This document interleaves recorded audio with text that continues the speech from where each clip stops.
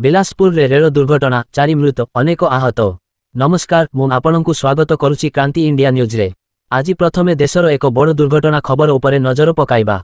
ओडिशार पड़ोसी राज्य छत्तीसगढ़र बिलासपुर निकटरे आज सकाळु एक भयावह रेल दुर्घटना घटी जाइछि।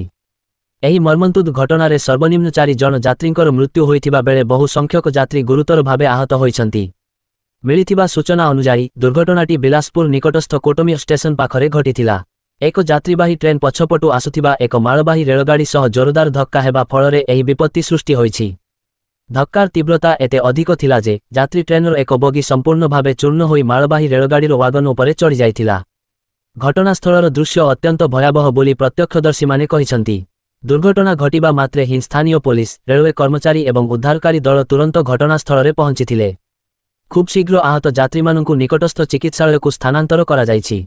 वर्तमान मध्य ट्रेनर भांगी जाइथिबा बगीगुड़िक मध्यरे अटकी रहिथिबा यात्रीमानंकु उद्धार करिबा पाई जोरदार प्रयास चालिछि।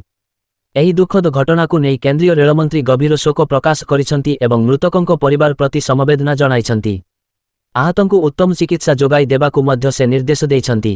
प्राथमिक तदंतरु एही दुर्घटनार संभाव्य कारण सिग्नाल त्रुटि किंबा मानविक भूल होइथाइ पारे बोली अनुमान करा जाउछि। घटनार सत्यासत्य जानिबा पाई सरकारंक पक्षरु एक उच्चस्तरीय तदंत आदेश दिया जाइछि। तदंत रिपोर्ट आसिबा परे ही दुर्घटनार प्रकृत कारण जना पड़िबो।